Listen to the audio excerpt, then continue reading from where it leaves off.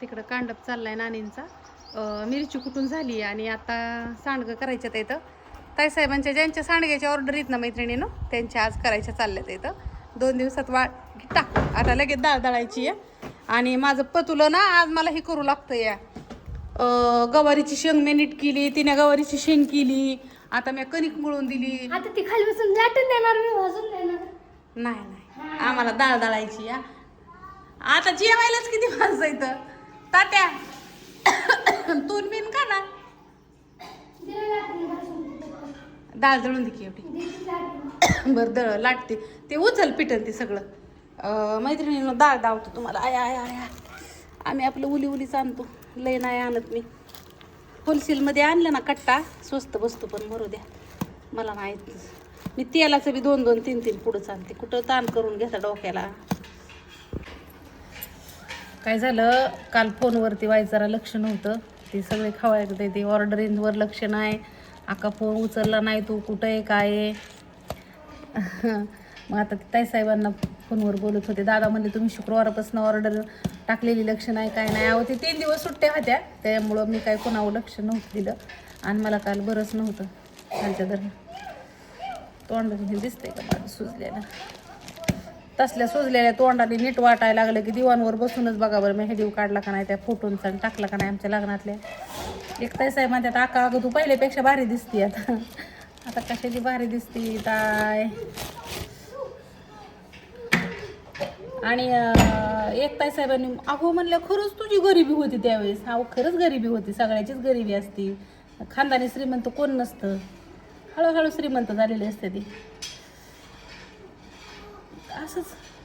आणि मला नाही काय वाटत पहिलं दिवस दाखवायला बिन सांगायला बिन काय फोटो दे. आमचं सपार बघितलं कसं काय होतं स्वयंपाकाचा. मग शेळ्यांचा गोटा आणि तुम्हाला मला एक गंमत सांगायची. त्या गोट्यात तर शेळ्या होत्या का नाही, ती तेवढीसा गोटा त्यात शेळ्या होत्या आमच्या. म्हणजे लग्न झाल्या बी होत्या, परत नवऱ्याने लय घेतल्या होत्या त्याचं वेगळं. 4-5 शेळ्या होत्या. आणि मी ते गोट्यातलं झाडून काढलं बरं का, ते बारकुसच त्यातलं झाडलं. लेंड्या गोळा केल्या शेळ्यांच्या, तिथंच रडत बसली. आत्या आल्या म्हणल्या काय का रडती या. म्हणलं मी इतकं झाडून काढलं तरी मला कुणीच म्हणे नाही झाडलं, कुणीच म्हणे नाही म्हणलं झाडलं. मग म्हणल्या मग म्हणजे पहिलं लग्नाच्या आधी कसं झाडून काढलं तरी आई म्हणायची बाया लेकराने झाडून काढलं, चक्याला तरी आई म्हणायची लेकराने चक्याला. पाण्याचं हांड माझ्याकडं लग्नाच्या आधी काम काय असायचं माहिती का, टाकीत आमच्या आईच्या इथं काय बापूंच्या इथं पाईपलाईन नव्हती. मग मी आपल्या डोक्यावर पाणी वाहायची, माझ्याकडं पाणी आणायचं असायचं. पाणी व्हायचं मस्तपैकी, घरं झाडायची. घरं झाडली तर केर भरत नसायची, हाताला केर लागतो म्हणून. त्यावेळेस काय वय नव्हतं म्हणजे लहानच होती. दीदीपेक्षा मी लय लहान होती ना. मग त्यावेळेस काय कळतंय तेव्हा. मग माझ्याकडं झाडून काढायचं. भांडी घासली तर तवांकडे कधी घासत नसायची, चुलीवली काळे असायची. तवा काय गॅस होतं का. मग ते भांड्यात तवांकडे कधी घासले नाही, हात काळं व्हायच्यात म्हणून. आमचं माझं चुलत होतं, ती भांडी घासायला लागली की मी मला म्हणायचं आईचा हात काळं व्हायच्यात म्हणून नाही तुला भांडी घासायला लागली. उठ उठ उठ उठ उठ म्हणायचं. मग मी लगे उठायची. असं तुम्हाला डाळ दाखवू का मैत्रिणींना. आता हो का गोळी खाल्ली तरी असं असं असं होतंय. चला डाळ दावते.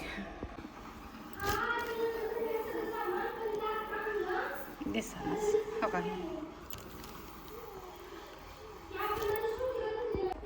सांडग्याची ऑर्डर आहे ना, तुम्ही टाकले तरी माझ्याकडे असलं तर आम्ही लगेच टाकतो, नसलं तर 1-4-8 दिवस थांबत जावा. कारण का ती काही एवढं अर्जंट नसतं. ज्यांना घ्यायचे त्यांना आम्ही सांगत असतो की आता नीलमताई जाधवांची 2 किलोची सांडग्याची ऑर्डर आहे. तर ताईसाहेबांना सांगितलं होतं मी की हो जसं उरकन तसं देते. तर मला म्हणलं ठीक आहे का काय अडचण नाही.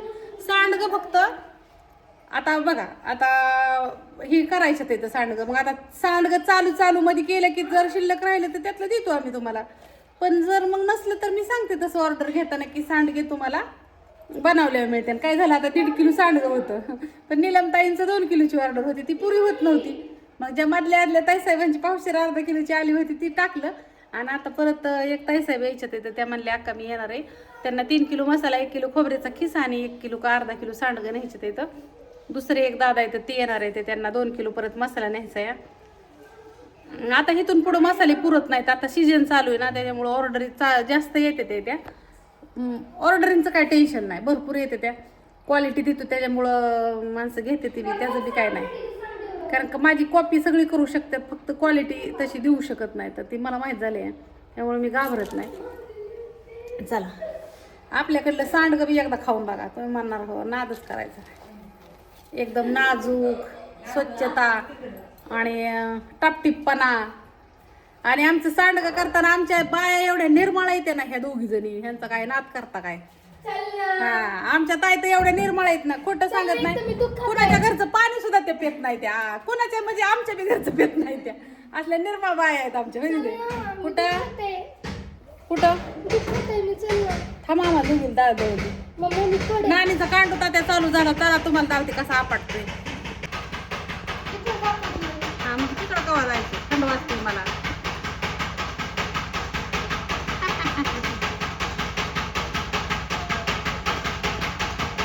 ओके. आणि आजच नाही मैत्रिणीनं, पहिल्याच पासून असं कधीच झालं नाही की त्यांना जेवायला दिलं नाही आणि गरम गरम आम्ही खात बसलो या आणि मग त्यांना दिलं ना आम्ही आधी घर खाल्लं. कसं असतं माहितीये का,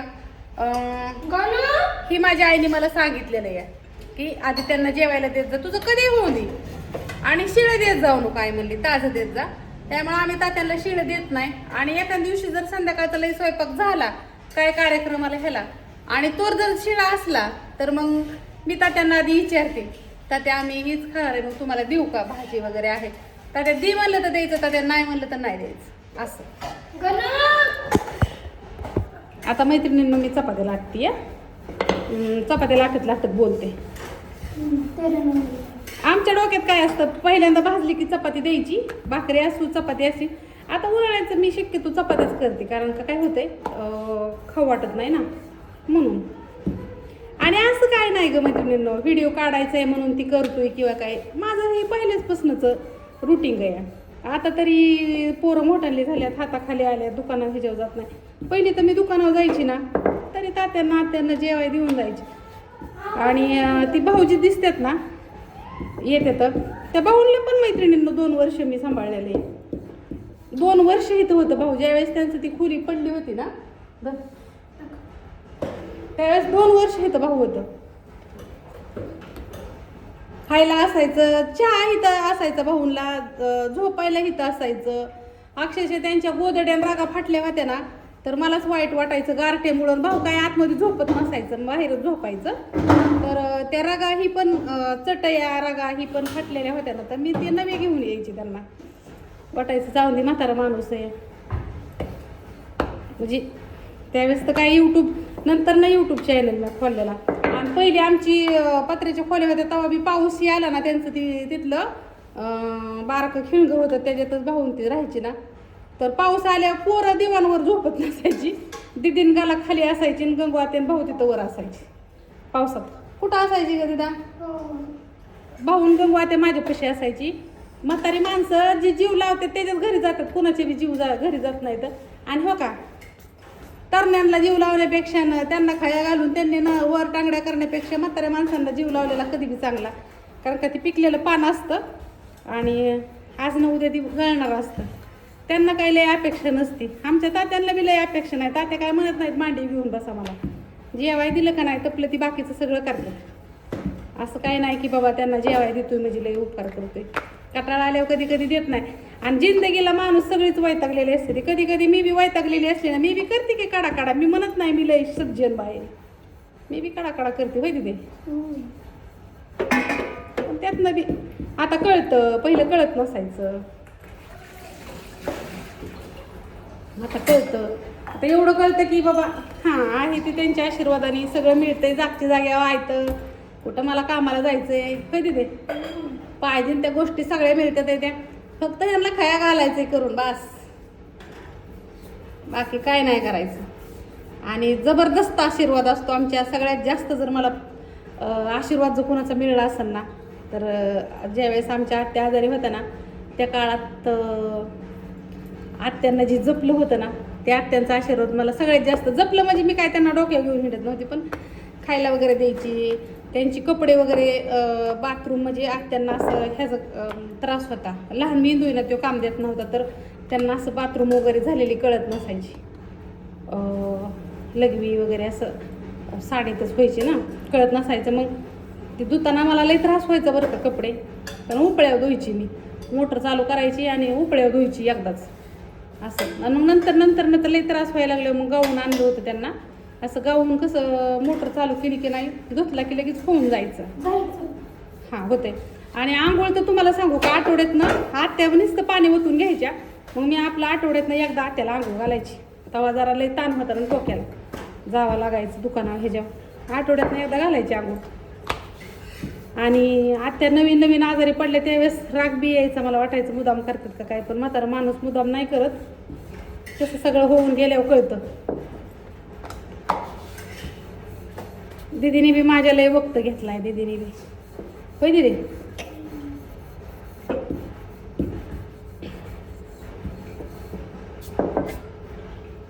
काय ग बाई ही ही आहे इकडं.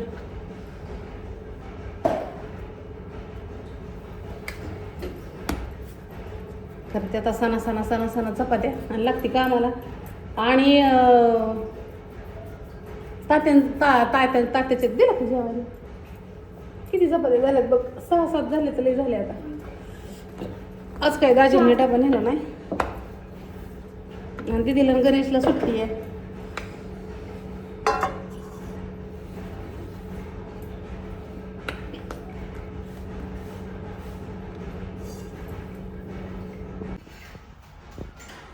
नाही म्हणायचं मम्मी. काय म्हणली तू? दुपार कुठे जाते तीच कळत नाही. घरी असली की घरच्या वाटतं मी घरी येतो, तुम्हाला काही कामच नाही. बाळा घरी म्हणलं तुला 10 उठवा, तुलाच म्हणावं लागतं. प्रतीक्षा 10 वाजता म्हणावं पण लागतं. माझी मी 11ला माझ्या कामाला लागले असते ना. मग दुपार झालीच की 11 वाजले म्हणजे. इकडं बघा शेंडू, गप्प ते जर तुम्हाला पार्लरचा कोर्स करायचा असेल तर हे असा करू शकता तुम्ही. कोण पडला? चला आता राहिलेली 4 चपात्या पती लाटती आमची तोंडात घाल कॅमेऱ्याच्या गाण्यागत. दीदी. आमची असे चपात्या लाटती मैत्रिणी. मी आली मटकीची डाळ दळून. चला असं द्यावं. मम्मी, चपाती. किती दिवस राहायचं लिकरू मायापाशी? चला राहीन वर्ष 2 वर्ष. जा लवकर जायचं. आता ह्याच वर्षी करायचं होतं, पण सगळेजण म्हणले आका लग्न नको करू दे तिचं, त्याच्यामुळं नाही. सॉरी जा. चला मैत्रिणीनं, तुम्हाला डाळ दावती वर दळायची चालली ती. आमची डाळ दळायची मशीन तिकडं ह्याच्यात नाहीये, युनिटमध्ये इकडे. परवा दिवशी गारांचा पाऊस आलता, पण नाही झाला पाऊस. मग कपडे इथं वाळायला टाकली होती, ती इथंच आहेत अजून. इकडं आमच्या ताई धरून बसल्या, ताप झालं. चला आता ही डाळ दळायची. नानीला जर राग आला तर नानी हाताने दळत बसल. ही अशी डाळ दळायला टाकायची. तुम्हाला मी ह्याचं सिस्टीम सांगते. मटकीची डाळ कशी दळायची. हे फिरवलं नाही ना सगळं. तर ह्याला काय करायचं, हे असं बटन टाकायचं, हे असं करायचं. आणि लाईटच गेली वाटतं. चाला नका म्हणून मग. अरे दीदीची पण सिस्टीम. अरे रे रे रे रे